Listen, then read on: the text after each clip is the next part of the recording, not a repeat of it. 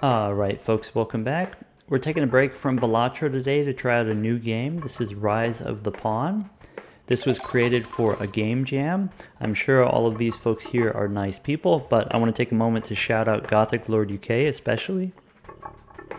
If you're not already aware, Gothic Lord UK is another Balatro content creator, and so, creating Balatro videos for YouTube, and then also streaming to both Twitch and YouTube. If you have a friend or family member who you want to try to introduce them to the game, of course, don't send them to my videos. They'll think you're an insane person. You can send them here. So, just a couple minutes each video, tips and tricks, early stuff, right? Stuff that you wish someone told you when you first started playing the game, stuff you wish you knew from the very beginning. Also, Gothic Lord UK plays a lot of other games, strategy games, puzzle games, roguelike games, mostly these indie games. And so when it comes to indie games, Gothic Lord UK really has his finger on the pulse as far as like discovering new games early in development and then raising awareness about them. And, because he plays so many games, I think also he's very discerning and, really knows how to pick them, right? He can identify when it's going to be a good game. And so, if you're slowing down on Balatro and you want to mix it up a little bit, check out some of his videos, games that he's tried and recommended. Also, in the context of Balatro's development, let me try to explain why this matters. So like my personal story is, in the summer of last year, at sort of the height of my depression at the time, Gothic Lord UK was creating videos for Balatro during its closed beta, when not everyone could play the game. And so, I learned about the game by watching Gothic Lord UK's videos. I learned how to play the game from him. And so if it weren't for Gothic Lord UK, you would have no Balatro University, right? But it's more than that. When there was the closed beta, Gothic Lord UK was one of the first people to sign up for the game. He was the literal sixth person in the Balatro Discord when that first started taking off. He was probably the literal first person creating Balatro videos on YouTube, and so sort of raising awareness that way. And, it's because of him and people like him showing early interest in the game. Local Thunk, originally he created the game just for him and his friends to play, and it's this kind of early interest in the game that sort of pushed him to trying to take it further, trying to spread it to more people.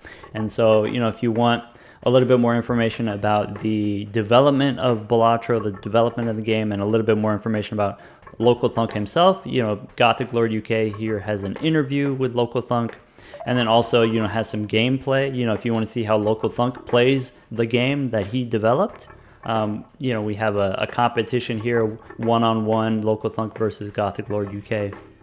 Then, okay, on top of all that, Gothic Lord UK helping to spread awareness and like raise hype for the game, then that causes Balatro to have like a very successful demo season, like notably successful demo season. And that successful demo is part of what allows, Local Thunk to then, get a good deal with a publisher, or like get any deal with a publisher. And so if it wasn't for Gothic Lord UK and, like I said, similar kind of early adopters, spreading hype about the game very early on and, sharing videos of the game very early on, then, maybe Balatro wouldn't have gotten, off the launch pad, right? Maybe we wouldn't have any Balatro. All right, so I'm going to try out this game that Gothic Lord UK helped put together.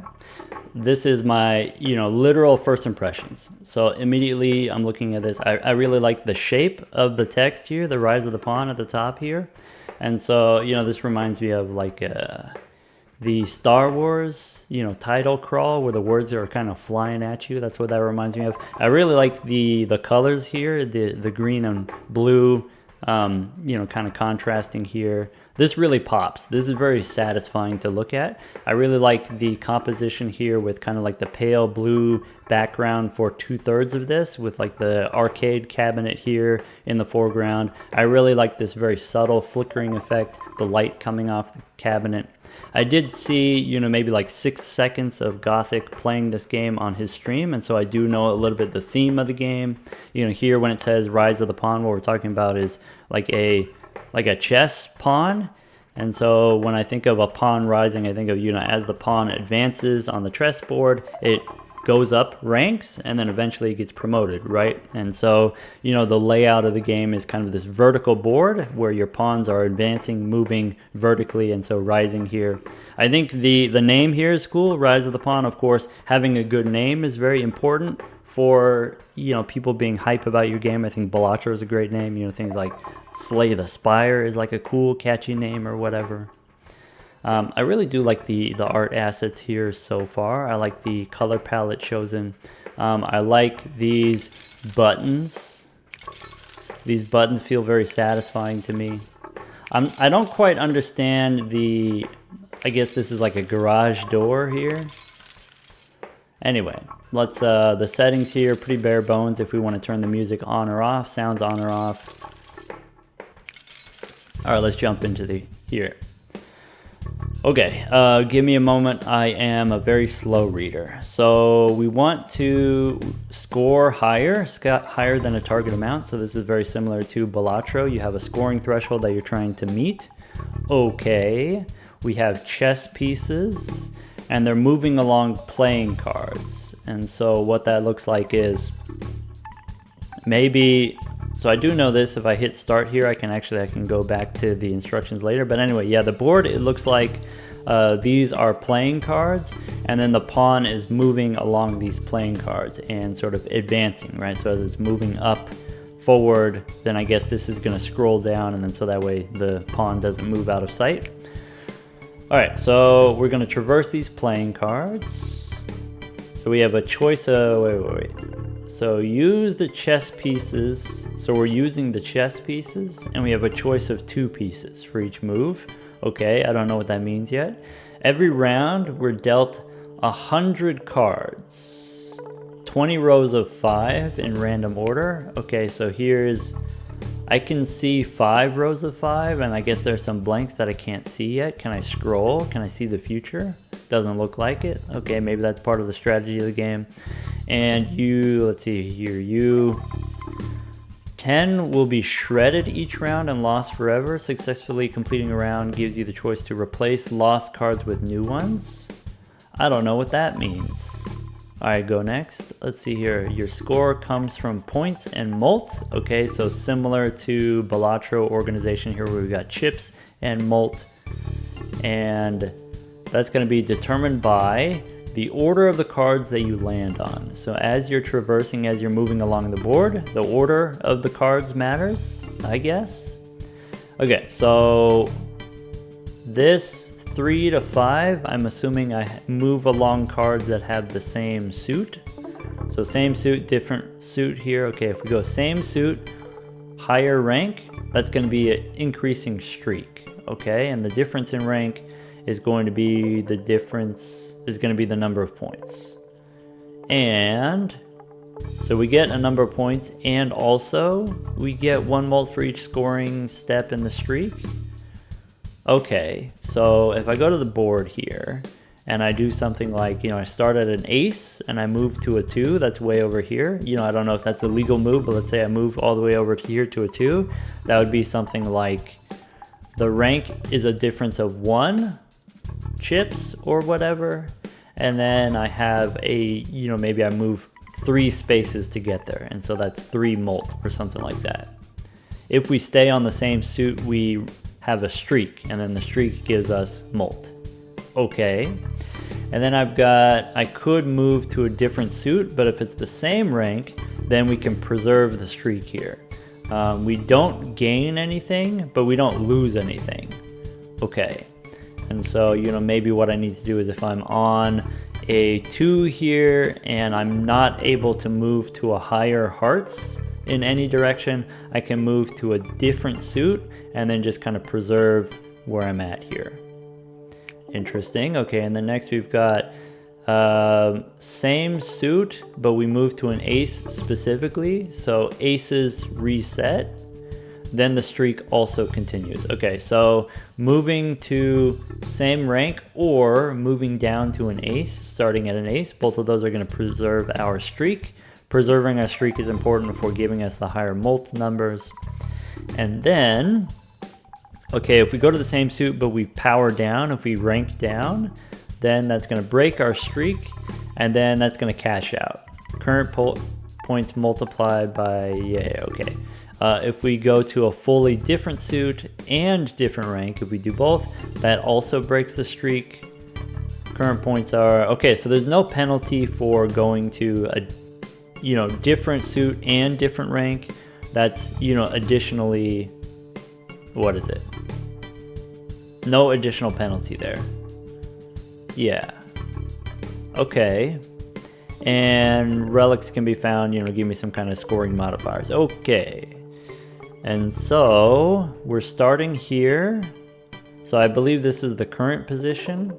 And then with this pawn, aha. So I have kind of like this crane game here. I can see, at first I thought, with this kind of like plus sign here, I thought this was a cross. I thought this was a graveyard, and maybe it is a graveyard, but I guess this is like the draw pile of all of the, the chess pieces.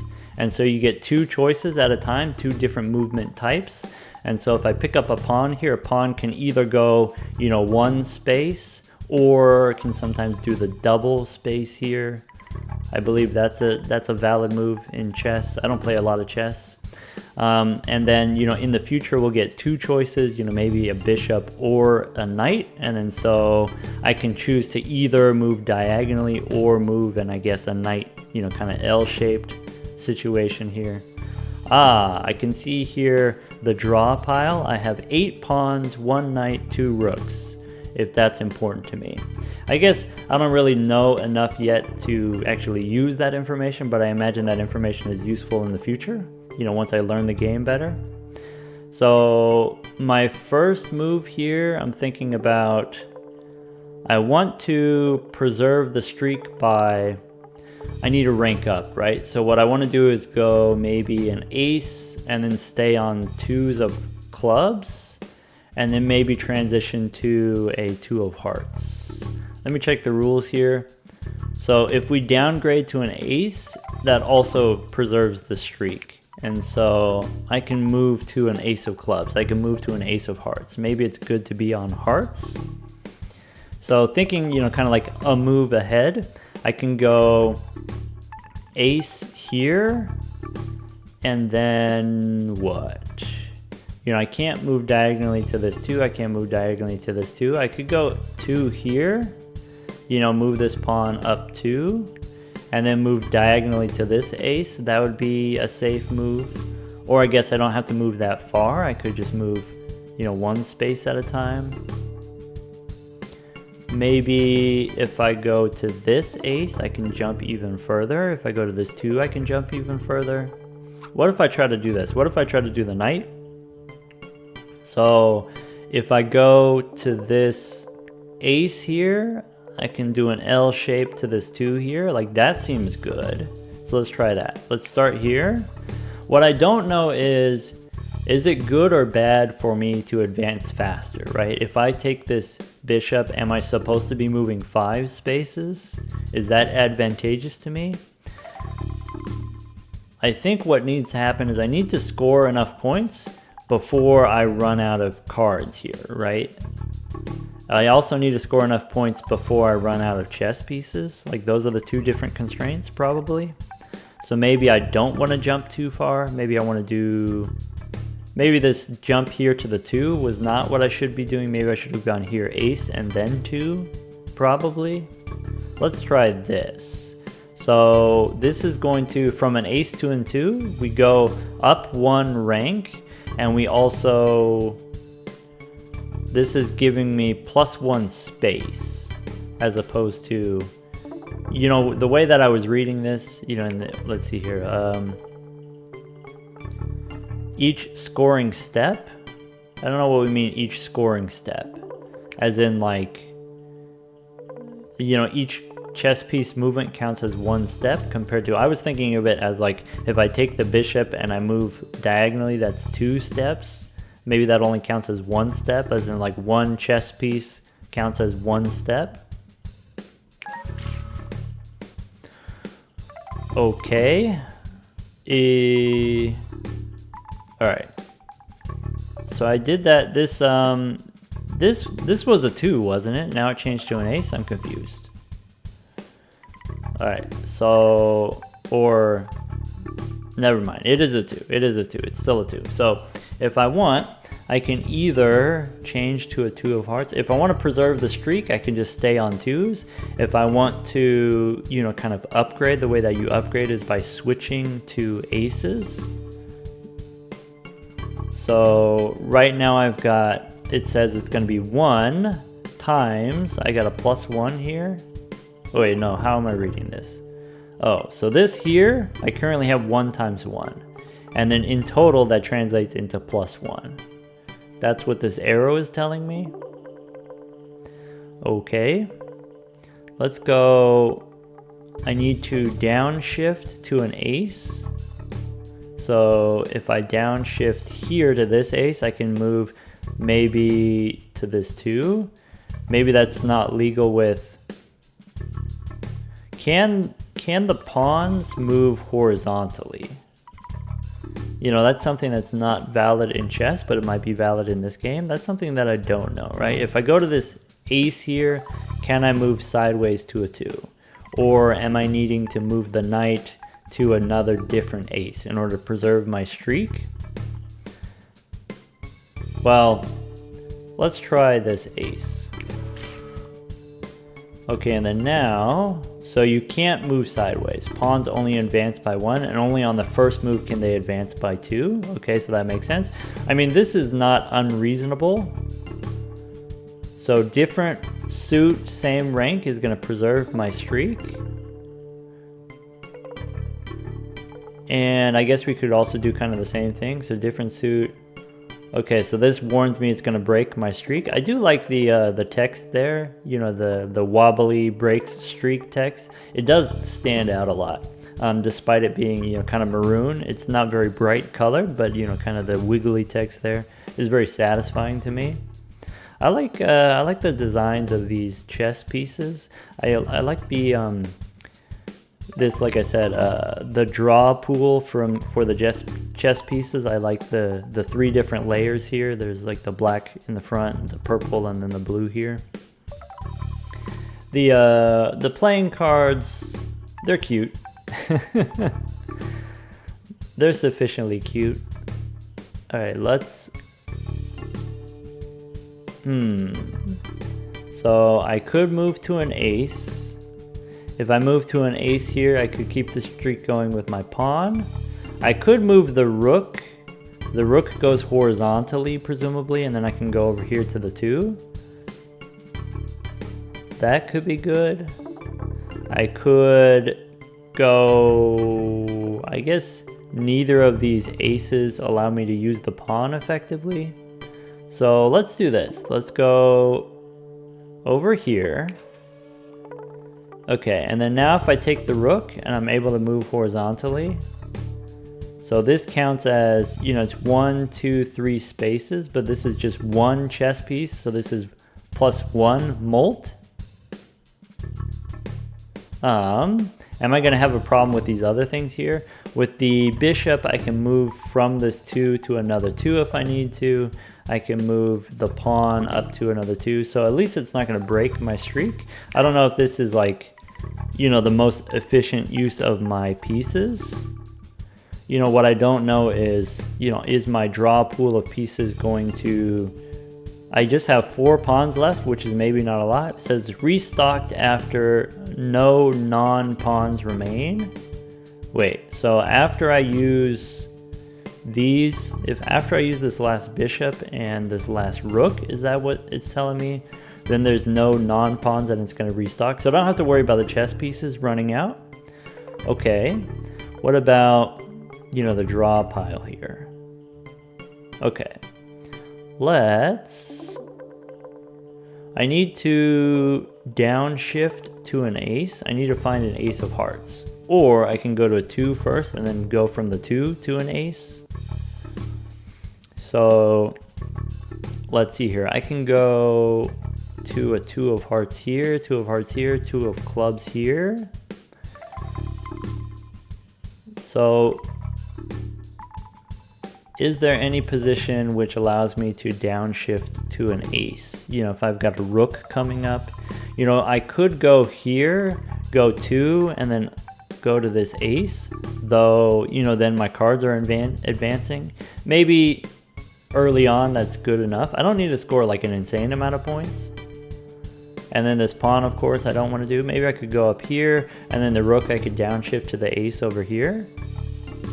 So this is going to preserve, and then downshift. Find those aces. Okay, and then now I have the opportunity to scale up again. I could use... Okay, the knight doesn't do anything. Remember, we want to stay on the same suit. And so let's shift over here to hearts.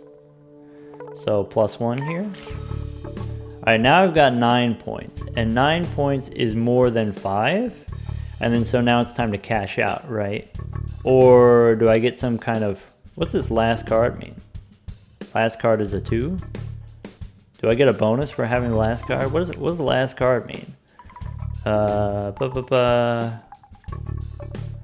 You'll start with only successfully completing a round gives you a choice to replace lost cards with new ones. Oh, wait. What? I don't know. I don't know what this means.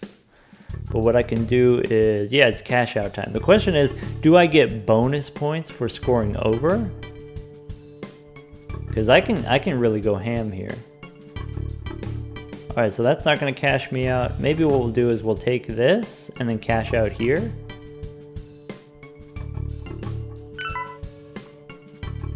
Okay, I got my target.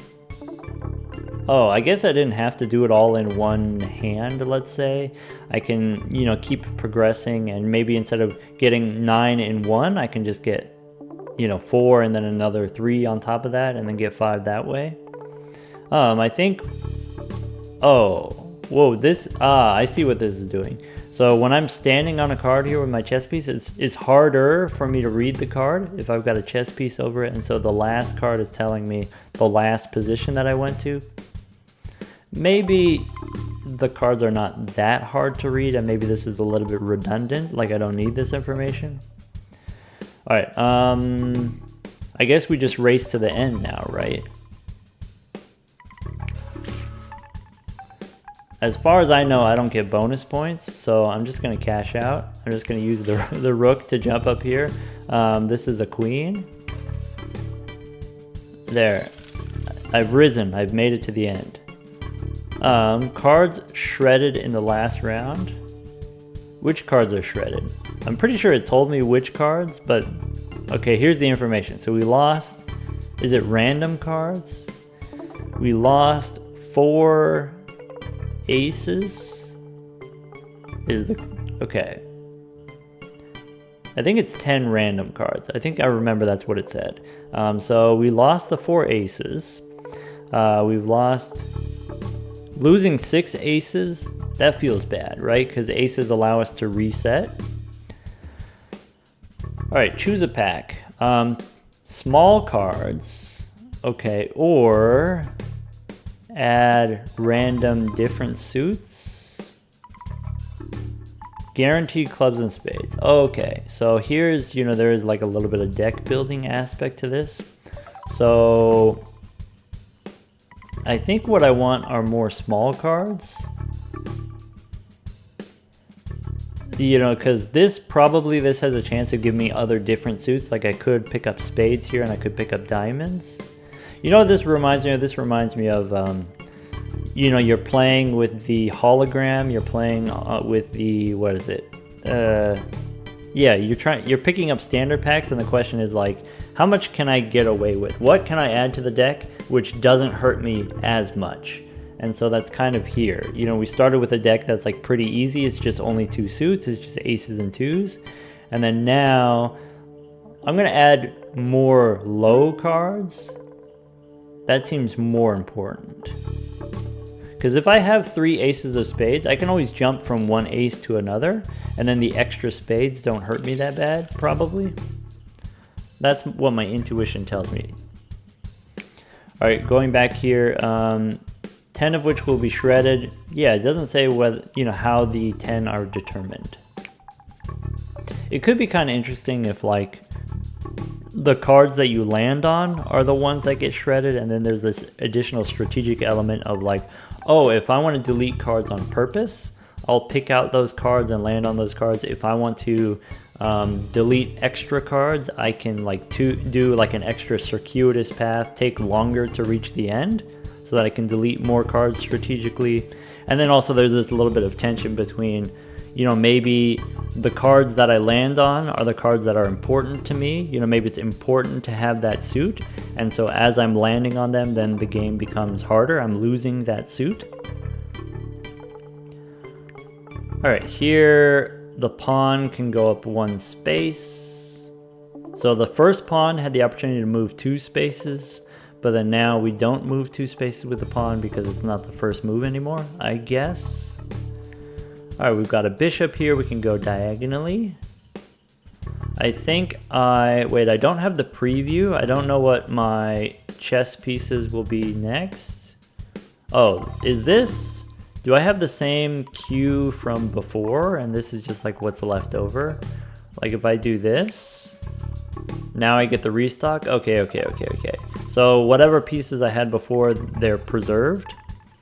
Okay, so now with the pawn, we can go up 1 here. I want to try to get a 2, and I want to try to do it in such a way that I don't, you know, advance too far here. That way, you know, obviously in the early rounds here, the game is probably not too hard to hit 10 points, and so I don't need to optimize it too much. But let's say I was trying to play as optimal as possible, then what I would be looking to do is, you know, not advance too far along the board.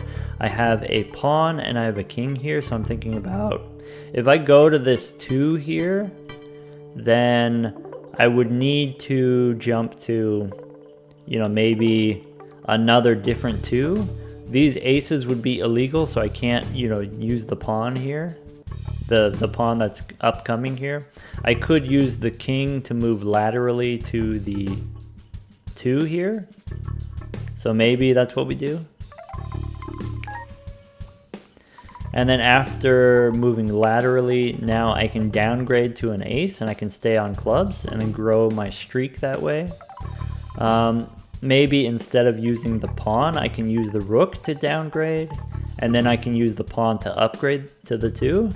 And then from this position, from the 2, I could move either horizontally to an ace or vertically to a 2 would be fine. And so if I'm on this 2, there's no bad moves. So let's do that.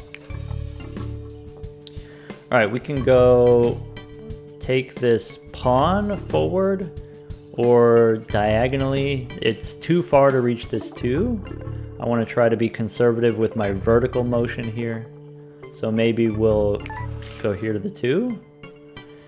All right, from here, again, I want to try to downgrade. So, you know, it's feeling to me that the rooks are especially powerful. And, you know, maybe that's just like true about chess, is like being able to move laterally as like a way of preserving your streak, as like a way of downgrading. If we want here, we can downgrade to an ace. That seems incredibly powerful to me.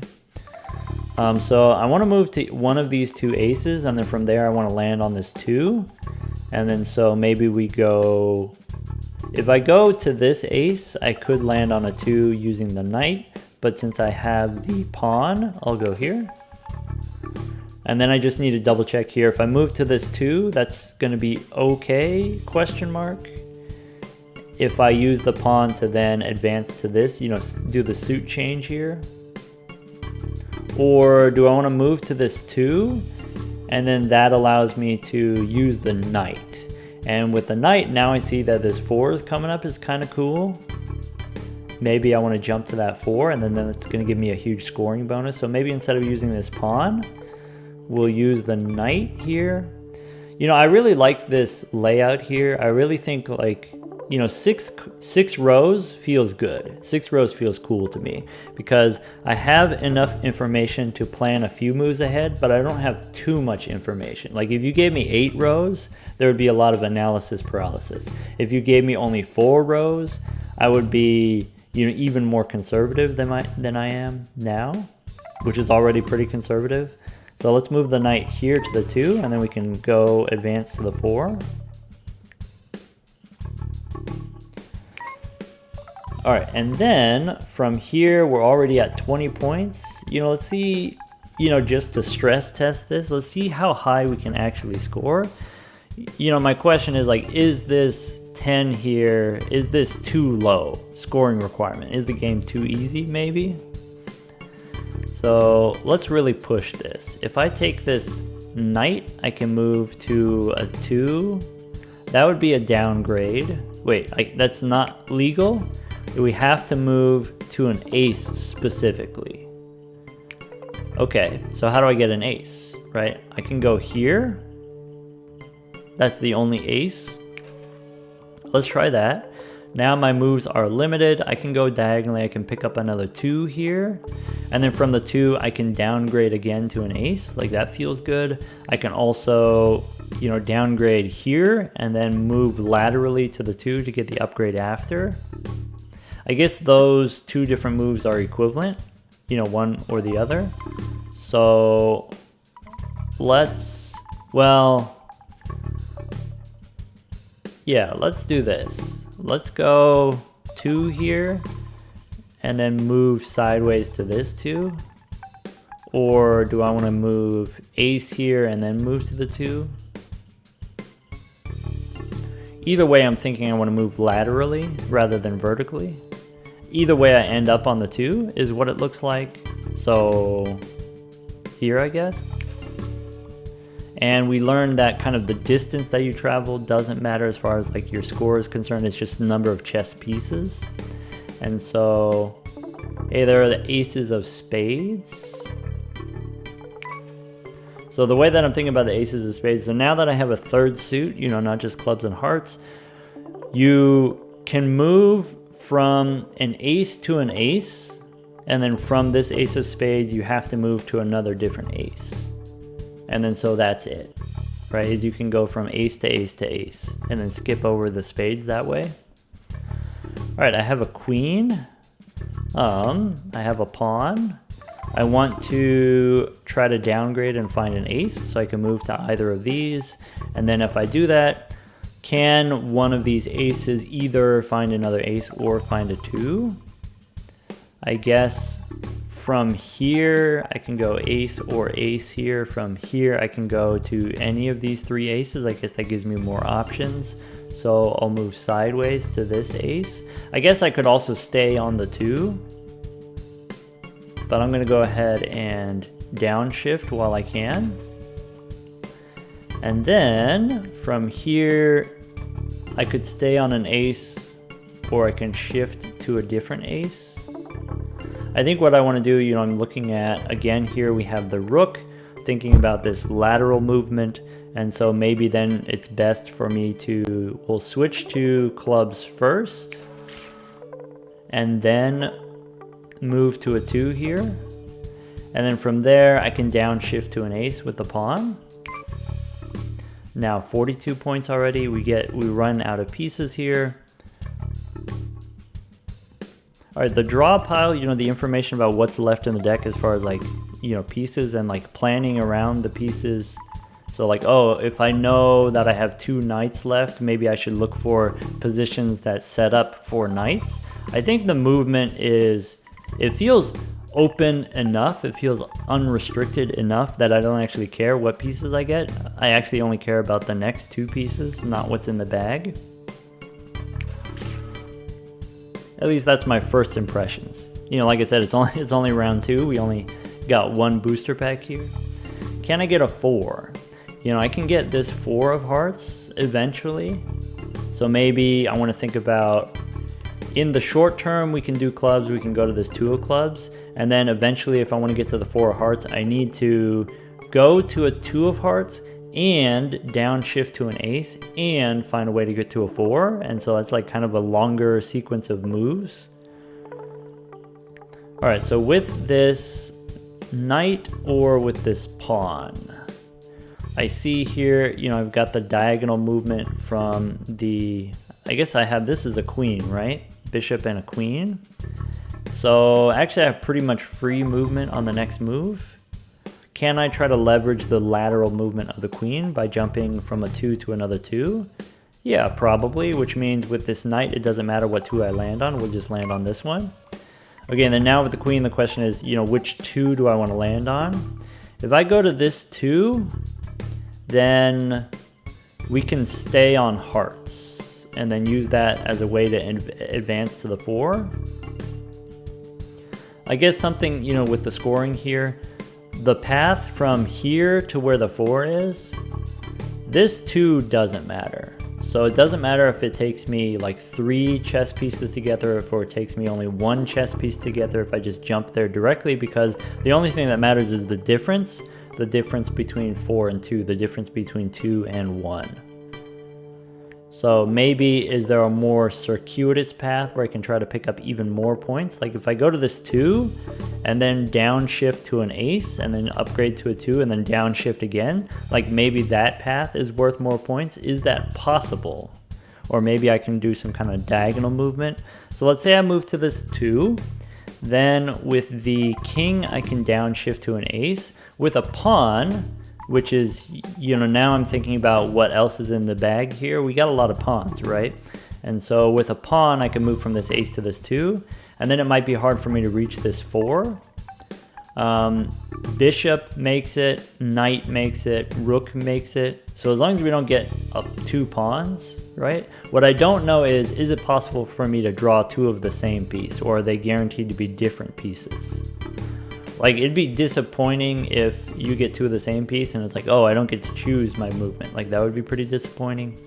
I think what we're going to end up doing, like I said, with the queen here, I'm going to move to this 2, downshift, upgrade, downshift, and then those will, you know, keep the streak alive.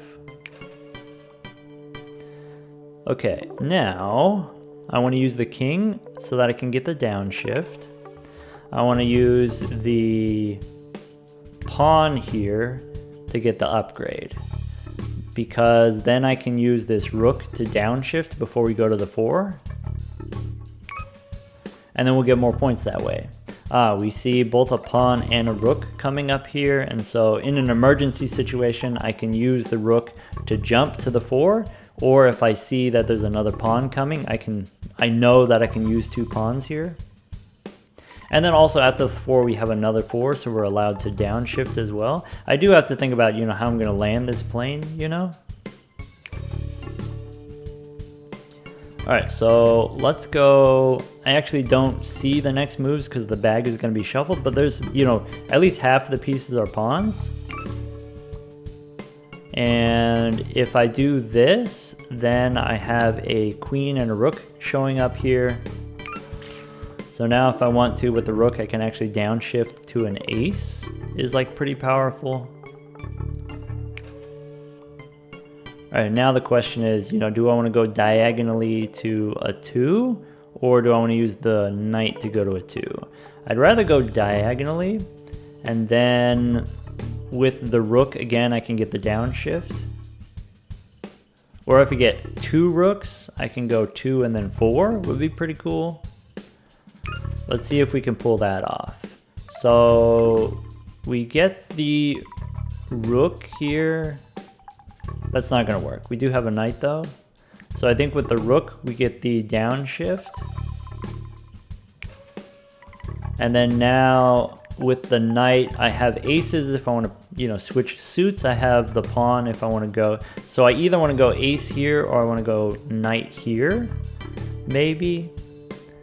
So maybe, and then what kind of pathing can I do? You know, I can go to a 2, I can go to a 2, and then I can try to... What I don't know is, what happens if I make it all the way to the end? What happens if we don't break the streak? Do we just cash out? Or am I forced to break the streak? Let's do it for science. Because as far as I know, and maybe I just wasn't reading this very closely, we didn't get the information here. It didn't tell me what's going to happen. So I have a king showing up. The king can move to this 2. So we'll go ace here. If the king moves to this 2, then I need either...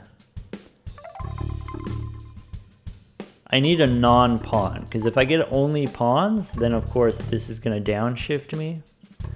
but let's do it. Right, so with the rook, I can just bounce back and forth, downgrading and upgrading, and kind of like score forever here until I get, you know, something like this, bishop or pawns which force advancement.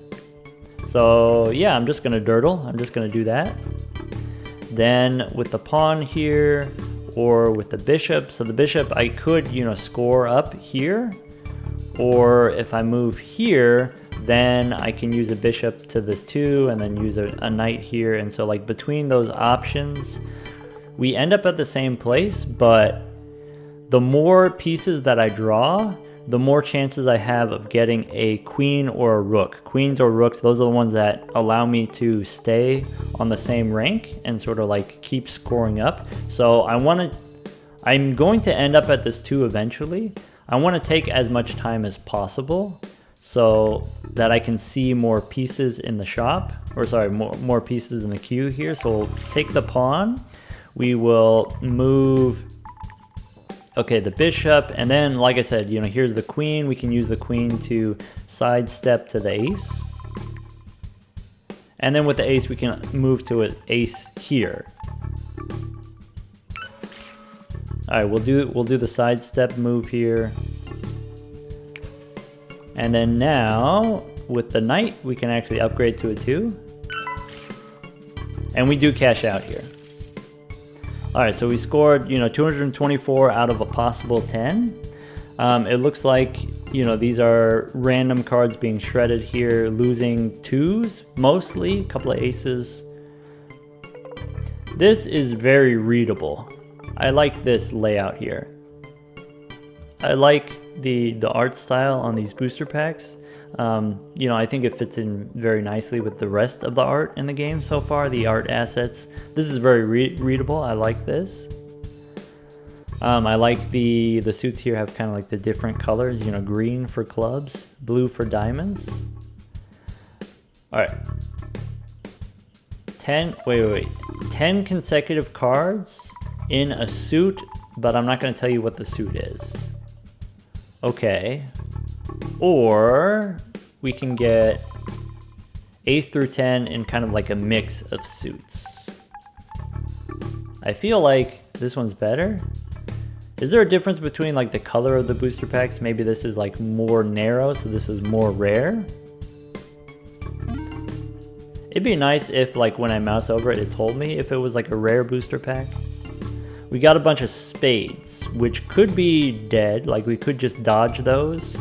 So like kind of the challenge is once I start ranking up on spades, the way that you keep the streak going is you downshift to an ace of spades. And if I don't get an ace of spades specifically, that's going to be tough. Because the other way you can move to like the same rank.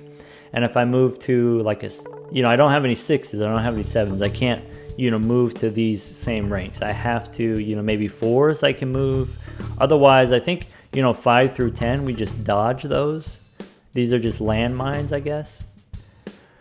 Horizontal moves, doubles, points, and molt. I mean, I seem to be enjoying doing that a lot. Streak preserver. First streak breaking move doesn't break your streak. So let's try to think about how to evaluate these. So the horizontal boost, basically what this means is I can score more with fewer moves. Versus the streak preserver means I can keep, with more amount of moves, I can keep the streak going. And then the way that the streaking works is you get both extra chips and extra molt, or not extra chips, but you get like extra score. And so because it makes both numbers bigger before they get multiplied, then this is probably more score overall, right?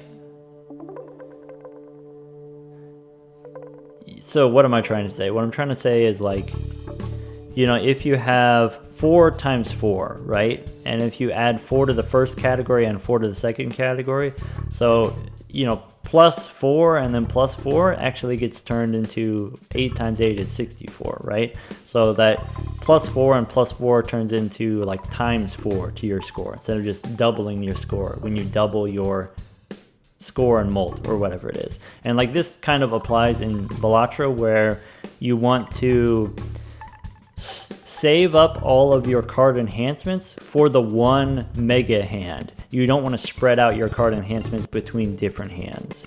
And so having an extra long streak is probably best, but I think I don't need this. I think I'm pretty good at maintaining the streak, at least early on here, right? Later on, this probably becomes more important. I'm going to take the horizontal boost and then left click to continue. Maybe, so here's something to consider. Like early on, the scoring requirements are very humble. They're not very big scoring requirements. And so early on, when your deck is very simple, it's very easy to preserve your streak. Then you don't need the extra scoring, right, from the horizontal boost. And then later on, when your deck gets more complicated, when the moves are more complicated, it's harder to preserve your streak, then the streak preserver then kicks in, right, and then becomes important, as opposed to, you know, getting more from individual shorter streaks. My gut instinct says that the streak preserver is better long term, but I don't know yet. I haven't seen enough, so I'm judging that the game is easy enough that I can do this. I guess it's only round 3. I only have 1 relic, right? I don't know how long the game is supposed to last. All right, with the rook here, I can start at an 8. That sucks. You know, immediately getting downshifted, immediately scoring no points. I could, with the rook, go 2 spaces to an ace here, and then start building off of that. Is that kind of the equivalent of if I use the pawn on the ace, and then, you know, move another pawn on the ace? I think what I want to do is get more information. So instead of jumping directly to this ace here, let's start by jumping to the 8. All right, so I've got a bishop here coming up. So obviously I can't move vertically here. I can't move, you know, I think what I'll do is move move horizontally to this ace. But if I move to this ace, it's going to be hard for me to level up because, you know, the bishop and the pawn are not going to work. But once again here, I guess it gives me the opportunity to stall for longer.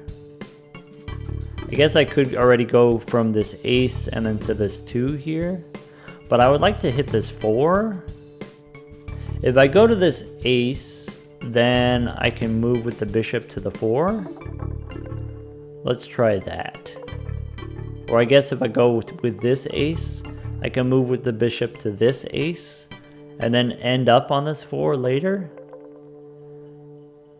Let's do that. Let's take the longer path. Because now I know this queen is coming up, and if the queen is coming up, then now I can do these kind of like horizontal movements, this kind of like horizontal streaking, right? Like if I go to this ace here, then I can do this queen horizontally. And then I get double the points and molt. So that one move was worth +2 there. Now I have a king. A king gives me another sort of horizontal movement before we have the bishop coming up. That's good because, well, I guess that's equivalent to, you know, moving with the pawn here and then pawn to the 4. But I do get to see more pieces if I take longer. So let's take longer and then see more pieces. All right, I know that I have a pawn coming up, and so if I want, I can use the bishop here. Wait, I forgot. If I move to an ace, if it's a different suit, that's going to break the streak, and so I have to move to this ace here. Sorry, I was thinking about, you know, if you just move to any ace, then it's valid. So we're going to miss out on the 4, it looks like. That feels bad, but I mean, we already have the 20 points, and we know that we don't get any bonus points. So I think now we're just in speedrun mode. So we go 2 here. We can use the rook to downshift. I kind of want to get away from this 9 here. Maybe I'll shift over to this ace. All right, I can use the rook here, or I can use the king. It doesn't really matter. I can go... What I don't want to happen is get stuck on this ace. I'm thinking about...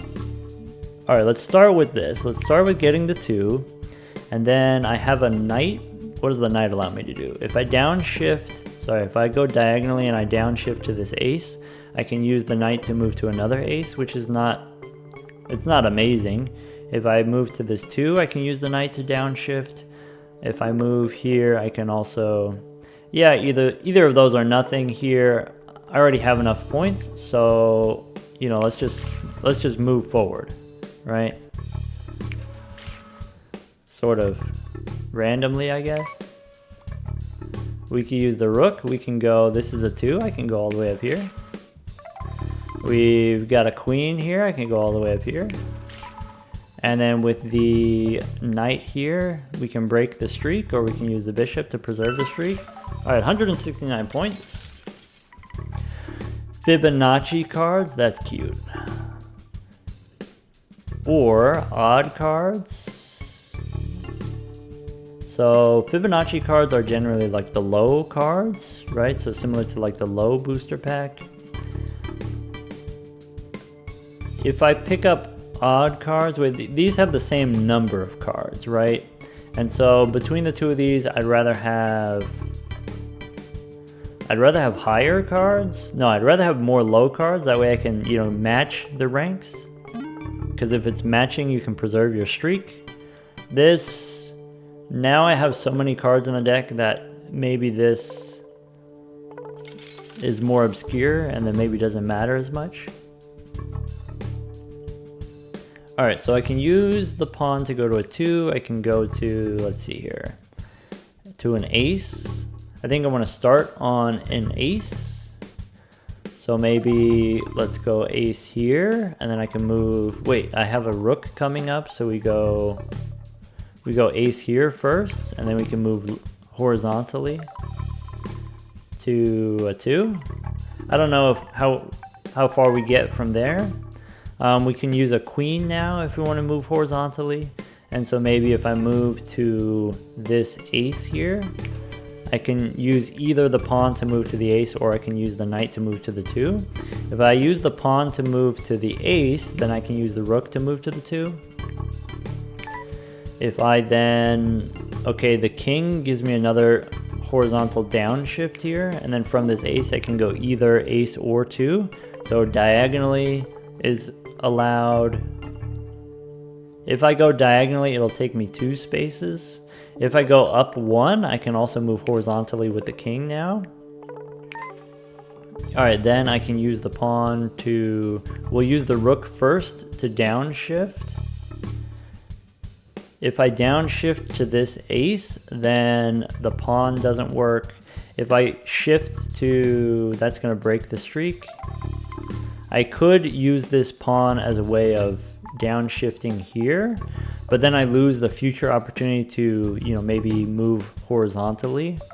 And so maybe I downshift to this ace, and then where does the knight take me? The knight could take me to a 2 here.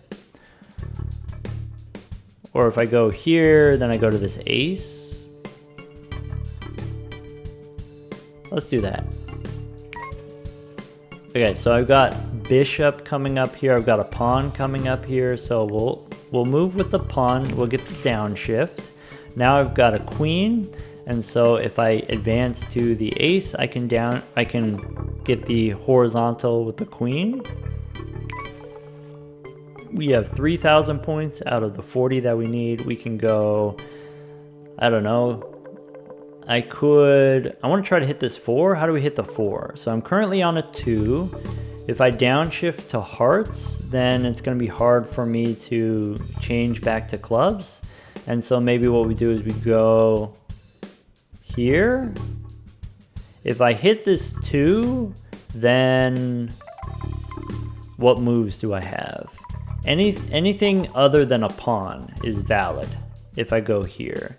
If I go to this 2, then I have a pawn as a possibility. Let's do that. Alright, so I have a queen and then a rook. So maybe now I'm in the situation where if I advance to this 2 first, then I can use the horizontal movement to the 4. Or do I want to do this? Do I want to move to the ace and then use the pawn to get to the 2 and then try to get the horizontal movement to the 4? You know, now I can think about like what's in the draw pile. I have one more rook, or is this the rook that I'm looking at? Or I have one more rook left over. I've got a king left over, can get me horizontal to this 4. Let's go for the guarantee score now, rather than taking the chance. The greed. Alright, so the guaranteed score gives me, I take the 4 here. If I take the 4 here, then it's going to be hard for me to downshift. Right, because if I want to downshift using this bishop, it has to land on an ace, which is not currently possible. So that's going to break my streak. Maybe I should have... Well, I guess I wouldn't have known that in advance. So from this 2, if I want, I can use the pawn to preserve here. I can use the bishop, or sorry, I can use the rook to shift to this 2 and then this 2. And then from this 2, shift off to another 2.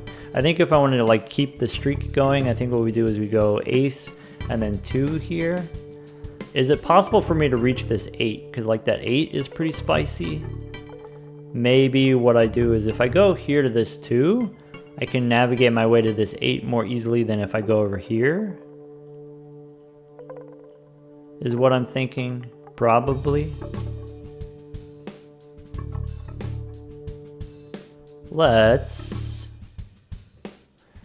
Yeah. Hitting the 8 is more important than me hitting the 2 here.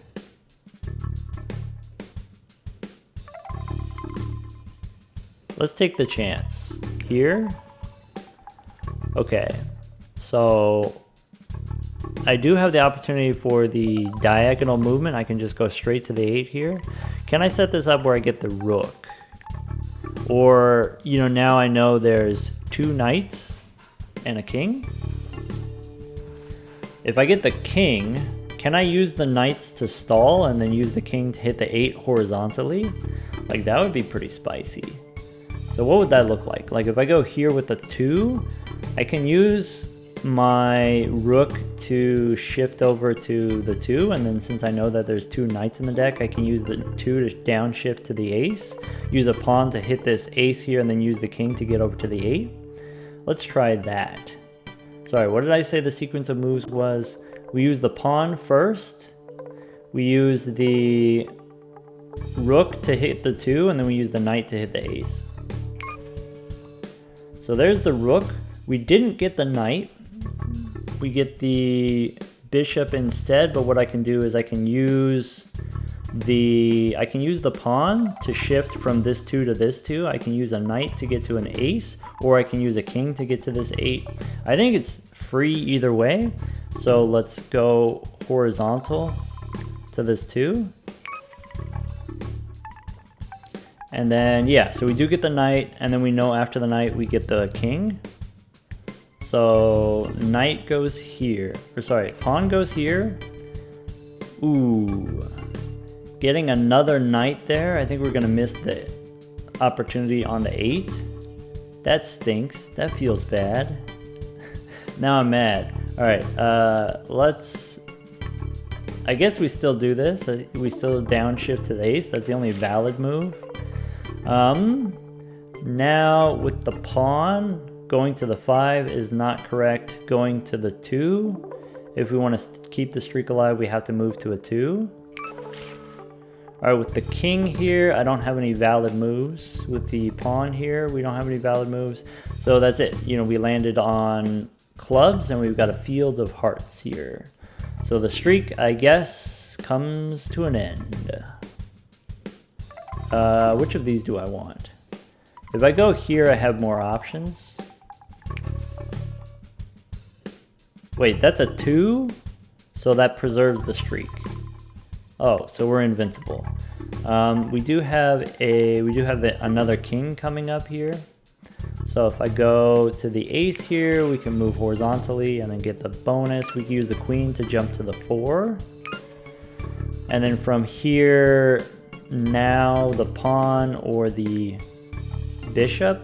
So now I'm in a situation where downshifting doesn't work. Now I'm in a situation where the streak is actually ended. So let's race to the end. Yeah, all of these break the streak. Yeah, just confirming here. All right, we've got 1,000,000 points. I don't know if that's good. This is my, first run, so I have no context for that. All right, do I want to add big cards? Allegedly big cards. Do I want to add clubs and spades? What I don't want to happen is I don't want to end up with diamond cards. It's weird that I haven't got any diamonds. So maybe I'm okay with having more spades rather than big cards. What I don't want is the big cards. So here, we were able to keep the streak alive by landing on a bunch of 2s. So I'd rather have, not big cards. We'll take these. Yeah, this really does feel, kind of different from other deck builders where instead of making your deck better with booster packs, you pick the one which is less bad. I think that's really cool. I think that's really innovative.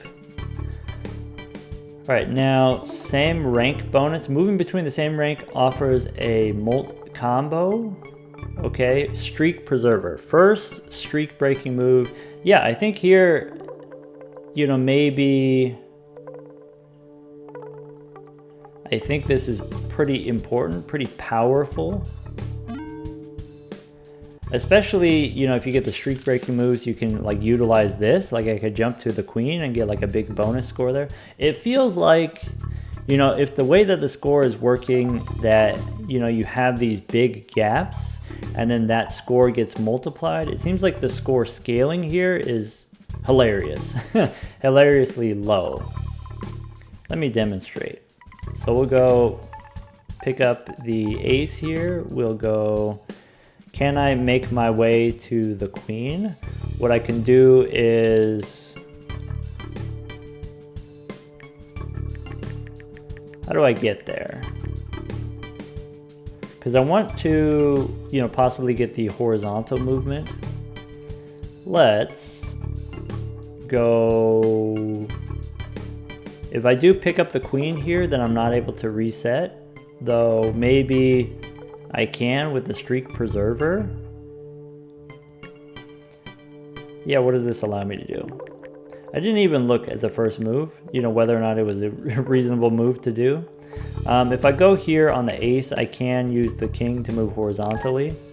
I can use the pawn here to go to an ace. I can use the... I guess these 2s don't really do anything for me. I guess this ace here doesn't really do it for me. Yeah, I guess both of these are kind of like streak ending, right? Which is a little bit disappointing. How about streak preserved? Yeah. I'll go ace here. And then now we'll go 2. I will go rook. I can jump ahead to another 2. I can move with the queen now. So I want to downshift. So I want to go to this ace here. So we'll do the downshift. We'll use the rook horizontally. After we use the rook, where do we go next? We can go to a 2. I'll go here. Gives me more options. Now with the bishop, if I want to preserve the streak here, I can.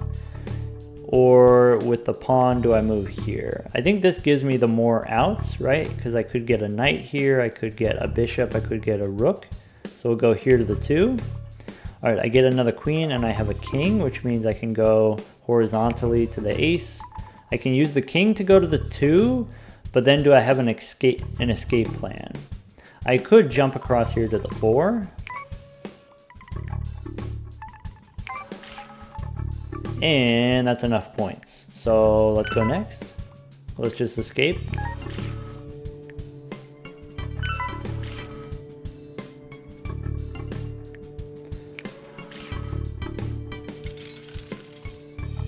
Alright, spade cards or the schmedium cards. I think it'd be kind of nice if I had like a pip count on like how many total spades that I have. You know, adding together all these 1s and 2s is kind of hard for me to do mentally. It's a little bit easier like counting aces here than it is counting all of these spades. But I think between the two of these, adding spades is less bad. At least they're all the same suit. Okay, so rook can move vertically, pawn can take me to this jack. Probably from here I immediately end the streak, but that's fine. Alright, with the queen, is there any kind of like horizontal movement that's possible? You know, maybe I do move to this queen here. Maybe not. So let's start by going ace. And then with this knight, I can go 2. Now, I can go jump up to a 2, and then with a knight, I can... I guess something that's like kind of awkward about the streak preserver is like your early game moves. Sometimes you just get stuck in the early game because you don't get to choose your starting position, and then the streak preserver is wasted. All right, here we can go ace, or this king isn't gonna make it all the way over to this 8. I could go, yeah, let's stick with the horizontal movements. All right, now with the knight, I can upgrade here to a 2. I can use the king to upgrade to a 2 if I want. And then I've got diagonal. I've got the bishop coming after. So maybe, you know, can I get to this 5 maybe? Is that possible? If I go to this 2, I could go diagonally to nothing. Yeah, maybe we'll go 2 here. Or do we just dirtle here and go to this 2? Yeah, let's do that. Alright, I can use a bishop to go to this 2. Okay, it's probably better if I am going to use the bishop to move to this 2 and then move to this ace to get the downshift. But if I go here, I get to have a chance of getting, you know, maybe a rook. What's next? I don't know what's next in the draw pile. So I guess we'll just stay on the 2. I think with the knight here, or yeah, if we want to preserve the streak. So now our movements are much more limited. All right, with the pawn, that doesn't do it. So here I can go to either a red ace or ace of clubs. I think we go ace of clubs, allows us to move horizontally. And then now I have 100 points. So we just skip to the end.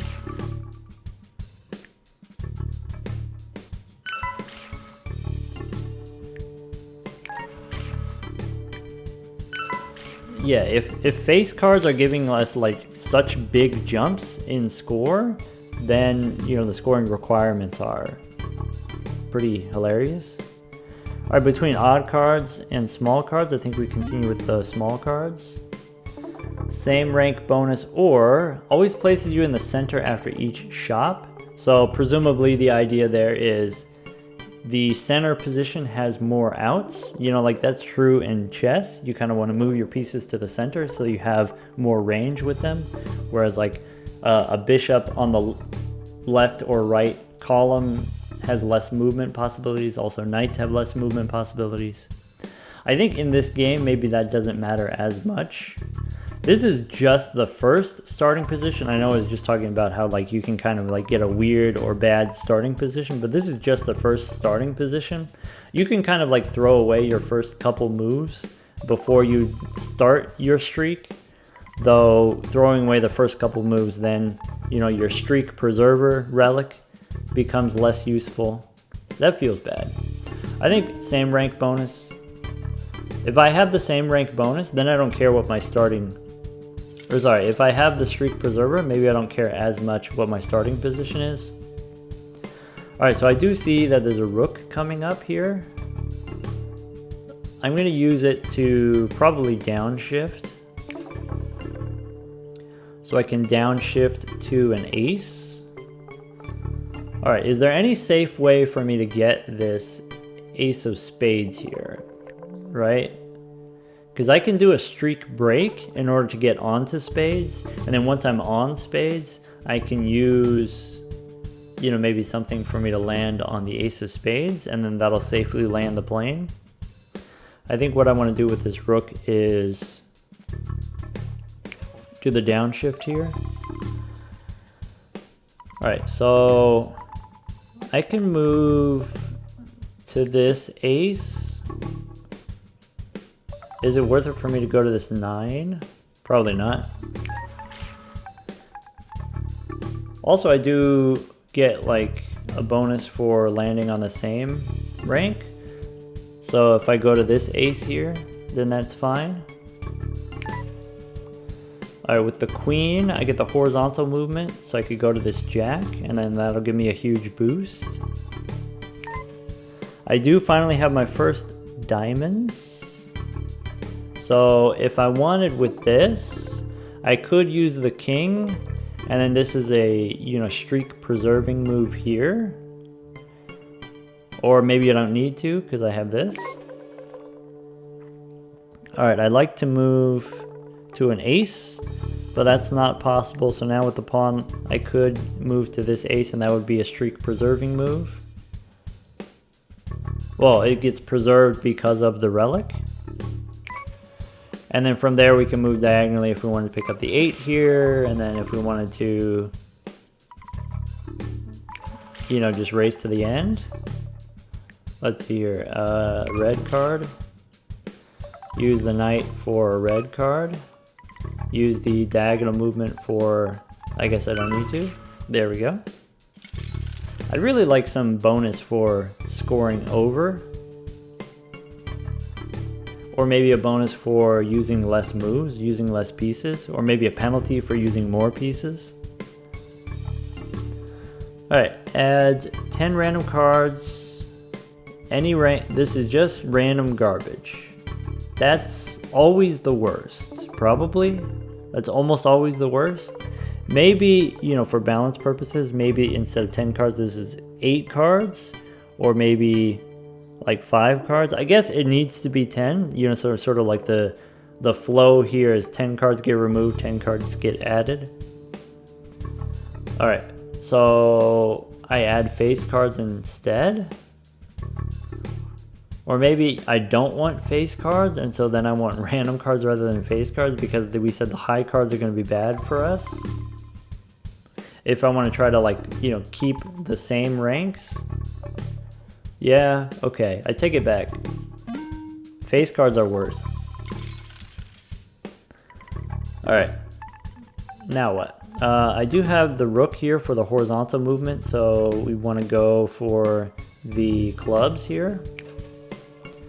We get the horizontal movement. Now I'm looking to land the plane, so maybe I use the knight here. I can go to this ace for the downshift. From there, I can use the knight to stay on an ace. I have a bishop coming up, so maybe I move to this ace, and then that way I can move diagonally to this 3.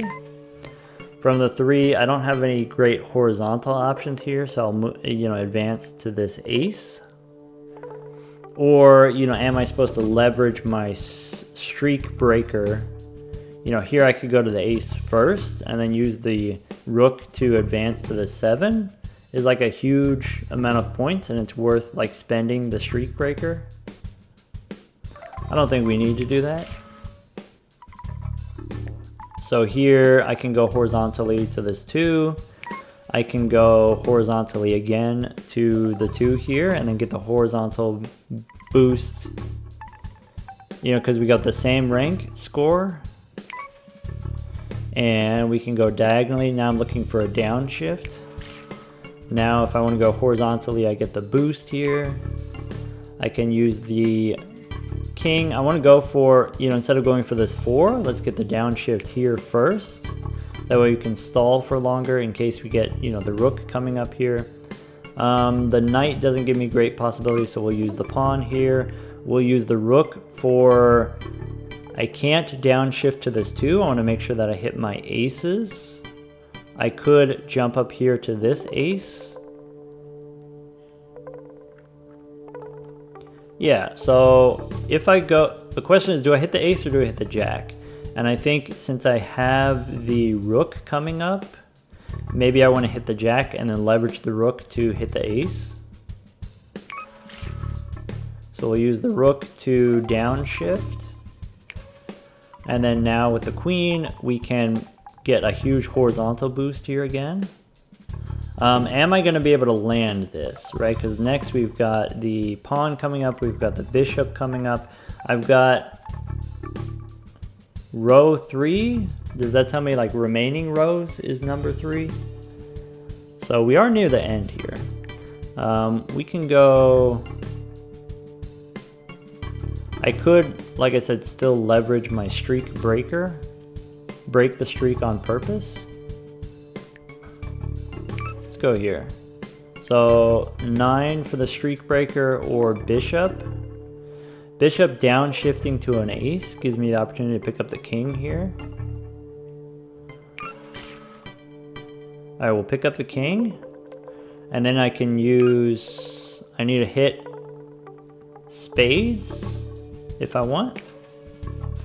I can use the bishop to hit the 7 here. If I do that, then I'm not going to be able to move to this queen, so we'll just jump straight to the queen. And then that's it.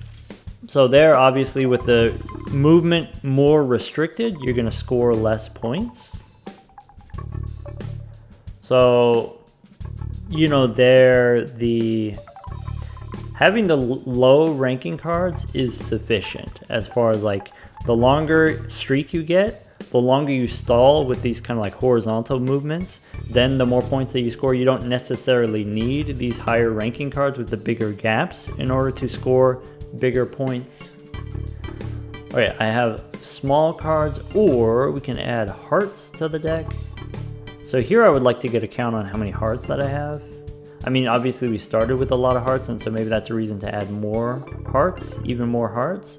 Though if I add, I think the aces are most important because the aces allow you to reset your streak. So we'll pick up the small cards here. 2s are also aces. Reset your count on 2s. This is probably, at least to me so far, the most powerful relic.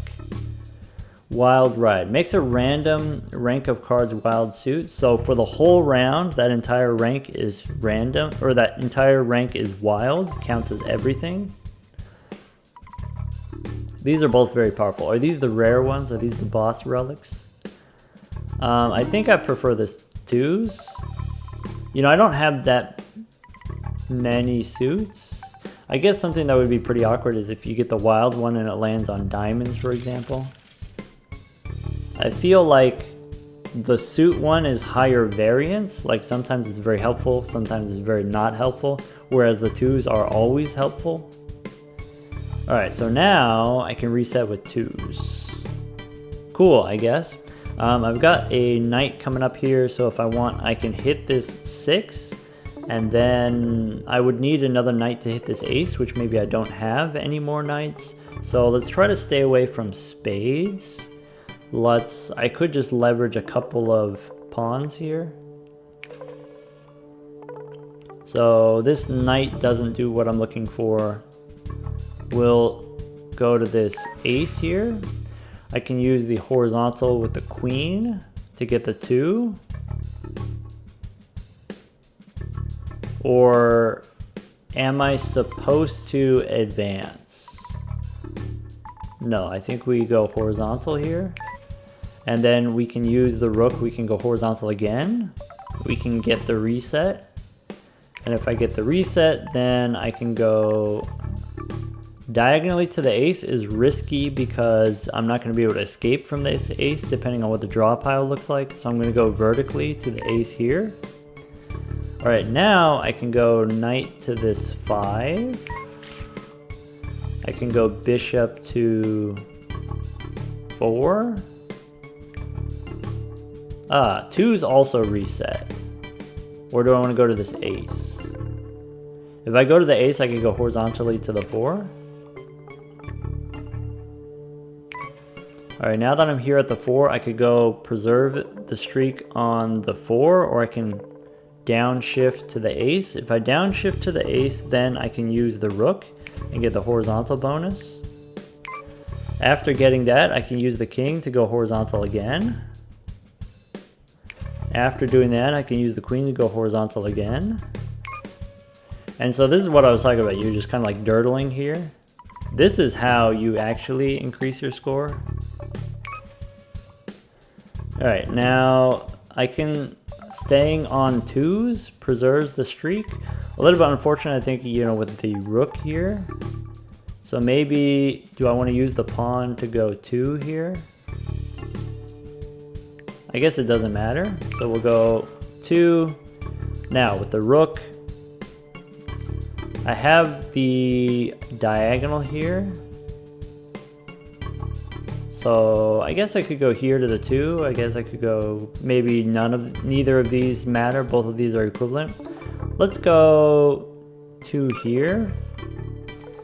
Okay, I'm gonna go advance to the ace. And then I can go horizontal with the same rank. This 2 is valid. This 2 of spades. So maybe it's too late for that now. If I go hit this ace, I can hit the queen now. I see the bishop coming up. That's a decent amount of points. And then I can use the reset. All right, so reset down to ace here. And then from there, if I upgrade to a 7, then I can reset again. Before I do that, I can use the queen to get the horizontal bonus. Use the pawn for the reset. After getting the reset, okay, pawn to an ace, or I can use the king for the queen here. If I go to the queen, then it's going to be hard for me to reset. Though I could, you know, use the streak preserver. I think what I'm going to do is I'm going to go to the ace here. I don't want to waste the streak preserver. All right, then I can go 4 here. And I have the rook, so I can reset again. I can use the queen here, so I could go 4 again. I can use the king here to go ace again. All right, with the knight here, I can go jump to the 8. Or do I just go pawn to a 2? We'll go to the 8. All right, and now with the knight, go ace. With the bishop, go diagonally to a 4. And then I can reset on a 2. Do I want to go to this 2, or do I want to use the bishop to go to this 2? I think if I go to this 2, I have more outs.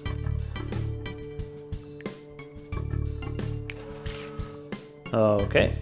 And then with the knight here, or with the pawn here, I guess both of those are streak ending. I'm disappointed I have to end my streak here.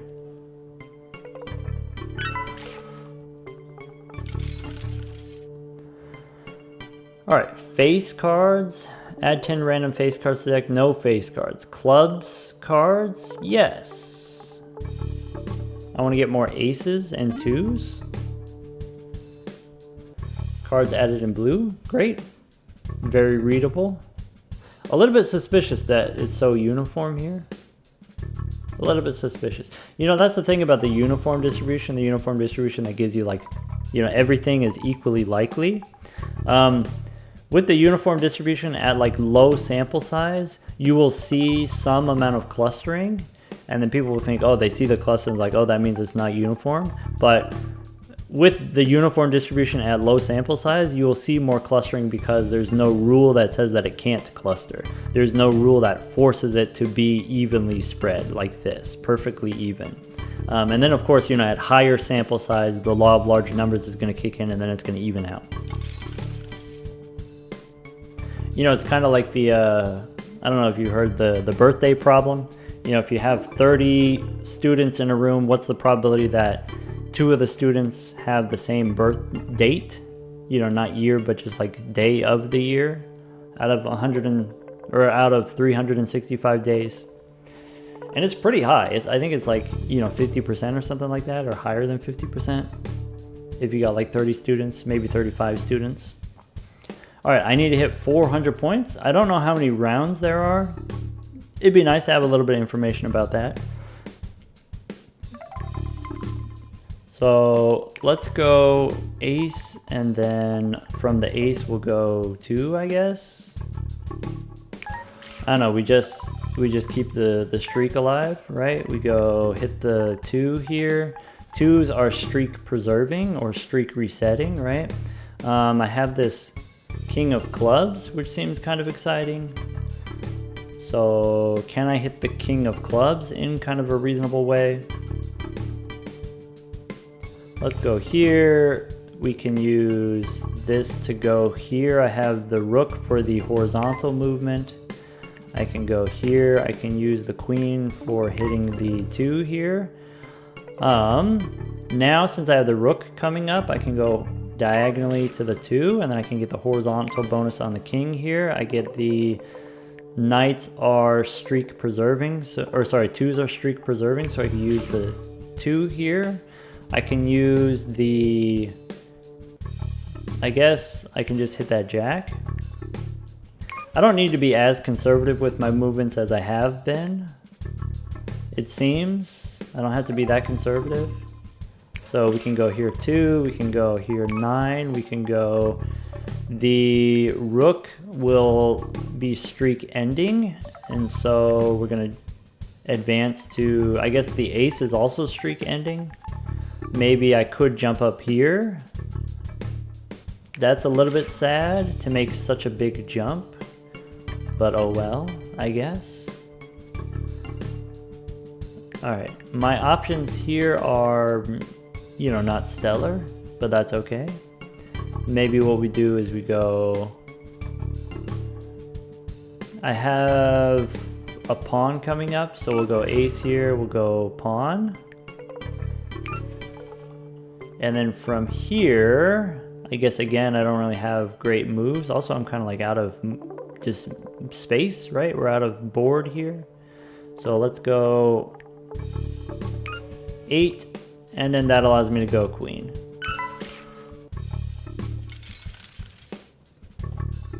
It'd be interesting if, like, you know, over time the board got shorter, like you have less moves that are possible. Though maybe, you know, adding the random cards to the deck, making the board more challenging, is the same as making it harder. So like when the board is easier, I can do more of these horizontal movements and kind of like dirtle around. When the board is more challenging, I'm forced to take bigger jumps. I've got spades. I'd really like to know how many spades I have. I've got aces through 10s, so all of one suit. We did that before, so maybe between the 2 of these, I'd rather have this. So spades, of course, all one suit, but then here I'm guaranteed to get an ace. And then of course hitting hearts is pretty good. Middle lane, I think we don't need that. I think actually this one's pretty bad relative to the other stuff that I've seen. All right, here, kings and queens offer +1 additional molt when moved to. I guess that seems pretty weak too. I forgot how the scoring goes. So how do you get molt? You get molt for each step, Oh, okay, so that counts as like 2 chess pieces, right? And so getting, you know, you have, let's say 15 rows, and so having 15 rows kind of like limits how many steps you can take. And so you have like a cap on how much molt you can get. And so having this allows you to break that limit. Even if it's not very powerful, it does allow you to break the limits. All right, so here I think, you know, starting with the queen, we can go to the ace and we keep the horizontal movement to the 7. Our streak might end immediately and then that would be terrible. Is there something else that I could be doing? I could start at the 7 and downshift to the ace. Nah. Alright, do I want to pick up the points here, or do I want to do the safe play and just shift over here to the ace? I do have the streak preserver, which I've been pretty good about not needing to use. We are going to get the bag shuffle here, and so we could get horizontal movement. Even just a king to a 4 could be good. I think this is safer to hit the ace. Alright, so then there's the king, like I said. We can use the knight to get the same rank bonus here on the 4. Now with the horizontal movements, so all of these are bad. I think the rook is bad. I think actually both of these are bad. So if I am going to end the streak, if I am going to restart, then, you know, where do I want to end up after the fact?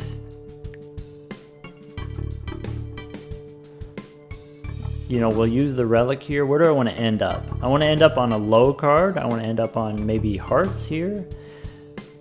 So if I hit the ace, then I can follow up with the 2. But then we get screwed if we have a pawn come up. So maybe we'll go here or here. Yeah, I don't know. So between the two of these, I do have the rook coming up, so I'm gonna hit the 2, and then I'm gonna go horizontal. Now, I could downshift here. If I hit the 2, I get points. If I go then diagonal to maybe an ace, or maybe I go diagonal to a 3. So we don't pick up any points for that movement, but we do get the opportunity to reset. Now, if I hit this 3, where am I gonna end up after that? I've got a queen coming up, so I could go horizontally to the 4. If I do go horizontally to the 4, I think I don't have a lot of outs after that, and so that could be a streak ender right there. Though I do have diagonal movements, I have vertical movements, so this is probably fine. Alright, with the with the rook now, I think we reset on a 2. And then with the king, we can go decide 5 or 6, or actually we'll go to a 2. And then get the horizontal bonus here. I am noticing we have the rook for the horizontal bonus. Okay, I can't go to the 10. I can use the knight to go to the 9 here. And then from the 9, I can reset on a 2. And then with the diagonal movements, yeah, stay on a 2. Maybe skip to the end. There's a queen. There's a 9. And then there's a queen. Reset on 2. Big cards. So we do have the relic that cares about face cards, but I think, you know, still having the low cards for being able to reset is important. So I think I'm going to add spades instead. Of course, we end up getting face cards. All right, now I think we have like a even enough mix of hearts, spades, and clubs. Still not that many diamonds. All right, I have a bishop coming up. And so with the bishop, we can go to the 3. All right, with the rook, we'll go to the 7. for the points, and we'll go to the 3, or we'll go to the ace for the reset. We'll go to the 7 for the points, and then we'll go to the 2 for the reset. All right, I can go horizontal for, do I want to stay on hearts, or do I want to shift to clubs? So, you know, now I can think about things like, I have 1 knight left, and so if I land on this 3, it's going to be hard for me to get to that 10. If I hit the clubs here, I can reset onto the ace here with the king that's coming up, or I could just do this. I can just stay on hearts and just juggle back and forth. From this 2, I can advance to a 3. And then that's going to be problematic. So we'll go to this 2 instead. And then from this 2, I can advance to the 10. All right, from the 10, I can reset onto an ace. All right, with this pawn, I could jump to a queen. I guess the only move is, we'll go ace. Okay. Then with the knight, what do you want? Do we want a 5 or a 4? If we go 5, we have the diagonal option to this ace. Then if I want, I could advance to this 2. And then with the queen, we'll just jump to the end. I mean, we got plenty of points. No need to play with our food. All right, we can go hearts, we could go clubs and spades. So I think I'm still feeling the hearts rather than like a mix of clubs and spades. We pick up 2 aces here, is pretty good. Wild ride. Yeah, I really don't like the idea of, you know, maybe this lands on diamonds, though again here middle lane is not useful to me, so I'll pick up wild ride. Yeah, something that's like slightly weird about like not knowing how many rounds there are. I don't know if this just like goes on infinitely. So like, you know, I've been at this already for 90 minutes, like an hour and a half. Is that normal? All right, let's go. That's like something that Balatro is very clear about. Balatro is very clear about how long the game is. And then when you are playing in endless mode, the scoring requirements like catch up to you very fast. And so like each additional ante that you do is like a serious achievement. All right, let's go maybe between the king and the pawn here. If I go clubs, we'll go hearts first because it seems like there's a decent number of hearts here. And also just generally we have more hearts in the deck. Here with kings, I don't think we want to go horizontal. Maybe we go 2s, we reset on 2s. All right, diagonal is not going to work for us. Well, we can stay on 2s. Okay, so it is getting harder. Like I said, the deck is more complicated, so it's harder to score, right? If your movements are less free. But I can still go to any 2. And then from the 2, I can go to the 4 to score. But then if I'm on the 4, then I'm trapped with the knight and the pawn. So maybe I don't move to the 4. Maybe moving to the 9 sucks also. So I guess we just do it and then maybe cash in our streak preserver. All right, so knight can go there. Pawn can go there. If I go with this knight, what do I want to do with the other knight? If I go to this ace here, then I can use the other knight to stay on the aces. Or I can go to this 3. Right, I'd rather go on to this 3 and then I can use the horizontal movement here for the jack. And then I can reset onto this ace. And then I can upgrade to an 8. I can go horizontal onto another 8. Then if I do pick up the 8 here, do I have the horizontal or do I have the diagonal movement to do what I want? The answer is no. And so I think maybe Maybe I'm supposed to do this instead. Maybe I'm supposed to go onto this 2 for the reset. And then if I do that, I can go 6. I can use the rook to reset. I can use the king to get the horizontal. I can use the rook to either upgrade or reset. If I reset, or if I upgrade, then I can use the knight for the ace here to reset. So use the knight to maybe go to this ace so I don't advance as far. We already have 15,000 points, so now we race to the end.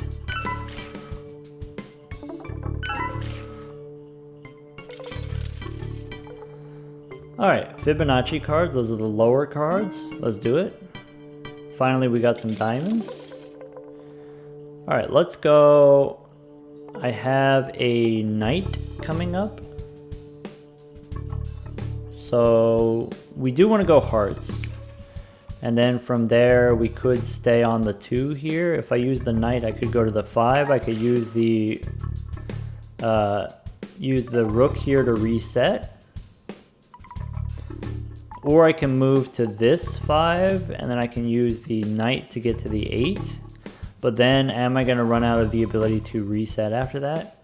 Probably. So I think what we do is we just go to the ace here. We can use the knight for the same rank bonus. Or we can use the pawn to just advance. I think I like going to the ace here, because then it allows me to do this with the king onto the 7. Then I can use the rook here to reset. Do I want to reset with an ace, or do I want to reset with a 2? Either way, I have the knight, which can take me to the same position, to the same ace. Maybe I want to go to this ace instead and use less vertical movement. Remember, we want to minimize our vertical movement. Now I can go pawn here. I can use the queen for, let's do this. Since I have the 8 coming up here, I'll go same rank on the 2 and then upgrade to the 8 here. Now this is awkward. Okay, never mind. We can reset onto a 2. We can go diagonally to a 3. We can go to a 6 here. Then I can reset onto another 6. What about diagonal movements? So I can go diagonally to a 6 here. I can go reset onto the ace. All right, I've got queen and a rook. So let's go hit this ace and then hit the horizontal onto the king. And so we get a huge bonus. Now we can cash out.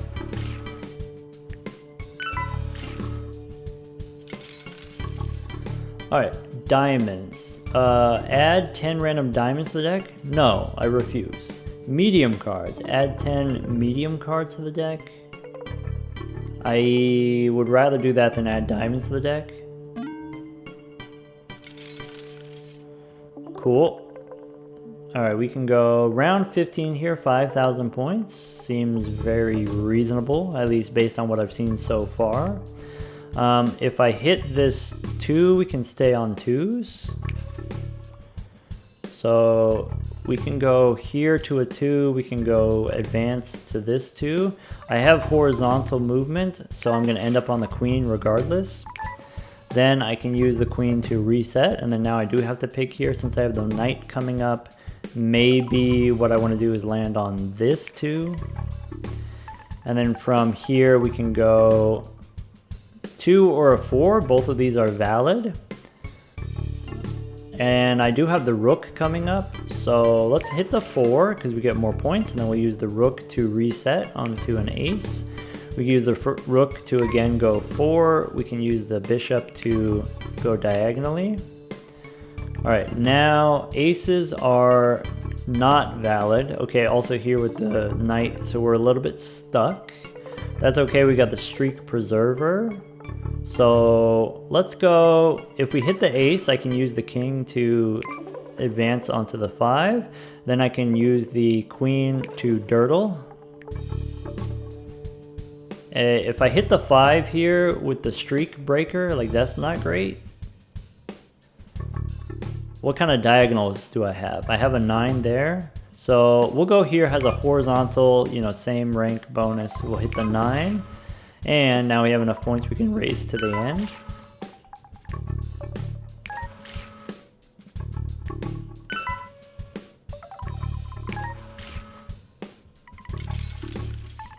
And apparently it keeps going.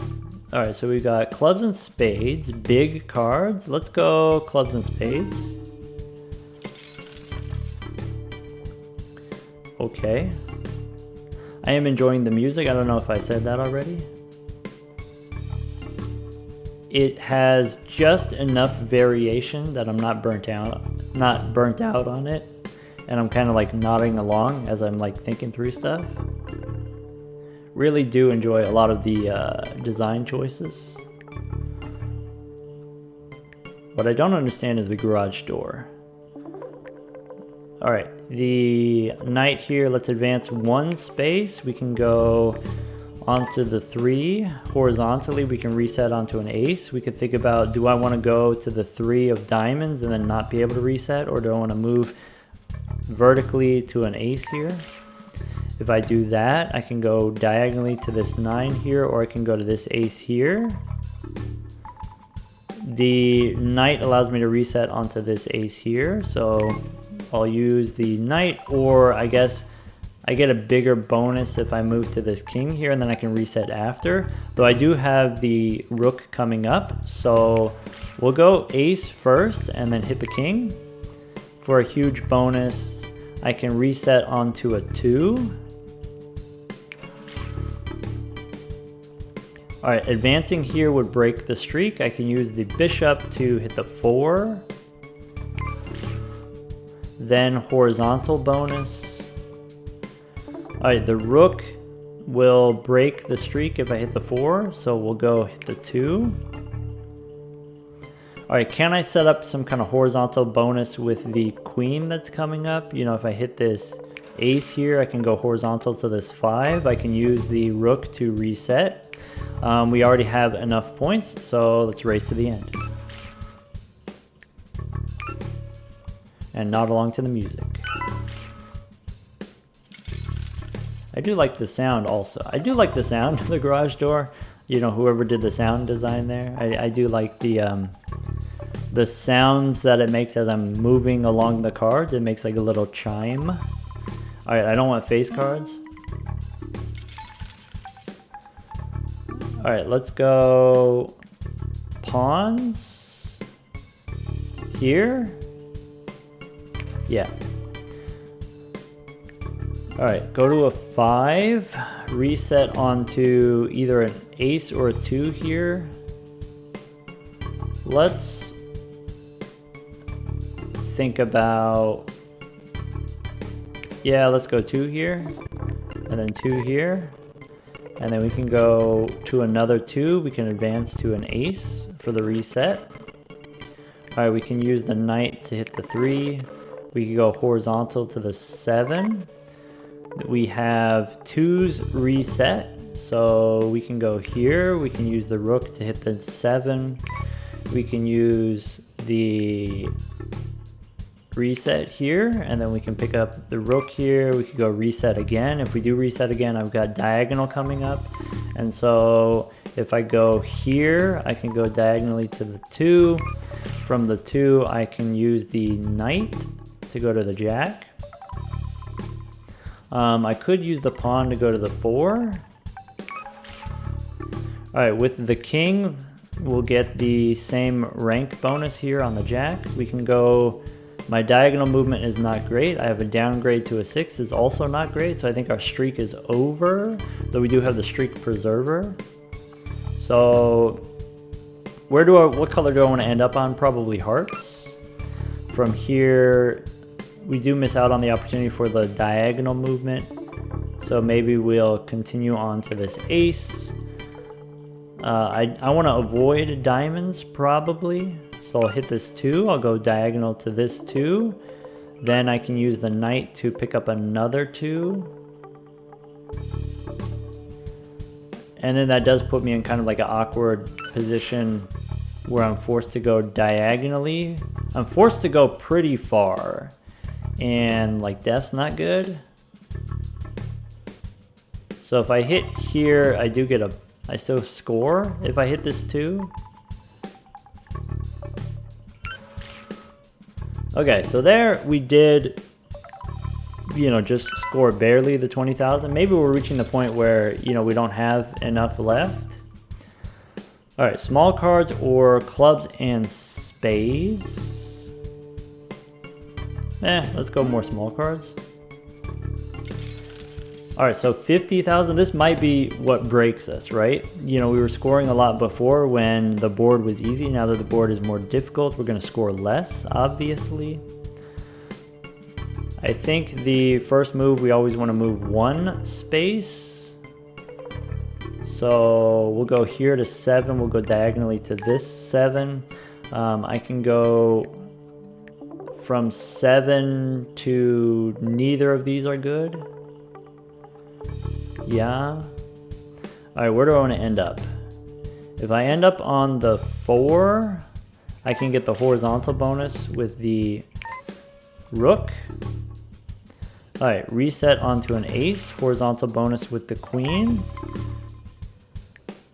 And then from here, reset onto this 2. Horizontal bonus with the rook. Use the knight here. Do I want to end up on spades? Sure, why not? Because I can always go up here to this spades. Then I'm not going to be able to move horizontal with the king. Is there a way where I could move horizontally? If I went to this queen? No. So maybe that's fine. I'll just go diagonally instead of horizontally. All right, then from here, this is a reset, right? This is like an actual reset. And then that's gonna only give us, you know, not enough points. And so I think with our streak ending, we're not gonna have enough board left in order to win here. I believe that concludes the tutorial. So let's see what happens when we lose.